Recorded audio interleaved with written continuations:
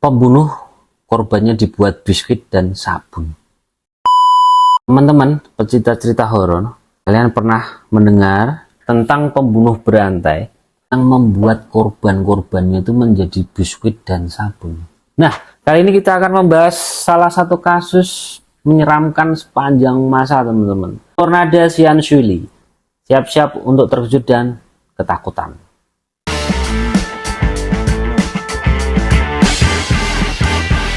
Sebelumnya, jangan lupa untuk subscribe, like, comment, share di channelku ini. Leonarda Xian Shuli atau yang sering disebut pembuat biskuit dan sabun ini adalah seorang wanita Italia yang tinggal pada abad ke-20. Namun, apa yang membuat begitu berbeda dan menakutkan adalah metode pembunuhan yang ia gunakan, teman-teman. Ia mengubah korban-korbannya itu menjadi biskuit dan sabun. Nggak terbayang ya, gimana ya kayak gitu ya. Kita akan mulai dengan latar belakang Leonarda Xian Shuli. Leonarda Xian Shuli ini lahir di Montelia, Italia pada 18 April 1894. Apa yang membuat ia melakukan kejahatan mengerikan ini, teman-teman? Jadi saat Leonarda tumbuh dewasa, dia itu mengalami sejumlah pukulan dalam hidupnya. Dia itu kayak mengalami keguguran dan kehilangan anak-anak yang dia cintai pada masih bayi. Hal ini tuh kayak membuat merasa sedih dan sangat terpukul bagi dia. Dia percaya bahwa anak-anaknya yang menjadi korban takdir itu benar-benar malang. Dan itu Leonarda juga memiliki keyakinan spiritual yang sangat kuat. Dia terlibat dalam praktek-praktek okultisme dan ramalan nasib, teman-teman. Dipercaya bahwa dengan kayak mengorbankan nyawa manusia, dia tuh dapat melindungi anak-anaknya dari nasib buruk yang sama nantinya. Dia yakin bahwa dengan menjadikan korban-korbannya itu sebagai bahan untuk biskuit, sabun, dan apalah, dia itu memperoleh kekuatan dan perlindungan.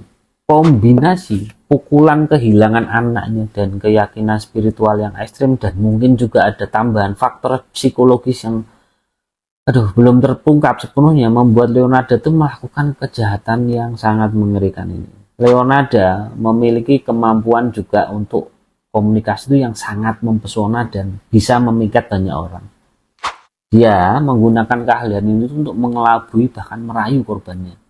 Biasanya tuh dia menargetkan wanita muda yang sering mencari bantuan dan nasihat darinya. Dia akan memainkan peran sebagai seorang dukun atau cenayang atau peramal, mengaku memiliki kemampuan khusus untuk membantu orang mencapai kebahagiaan atau kesuksesan. Dia akan menjanjikan ramalan yang akurat atau untuk solusi hidup masalah yang dihadapi korban-korbannya, teman-teman. Untuk memperkuat kepercayaan korban, Leonarda itu menggunakan berbagai benda atau simbol magis seperti keris ya kalau di sini, atau objek mistis lainnya. Dia membuat korban percaya bahwa dengan mengorbankan diri mereka, nasib buruk itu akan diubah dan kebahagiaan itu akan datang. Setelah mendapatkan kepercayaan korban, Leonarda akan mengatur pertemuan pribadi di rumahnya. Di rumah tersebut dia akan menyiapkan perangkap yang mematikan, teman-teman.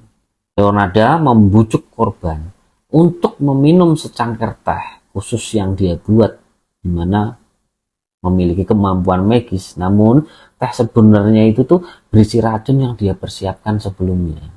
Setelah korban pingsan, kemudian meninggal karena racun, Leonarda dengan dingin melaksanakan rencana yang mengerikan tersebut.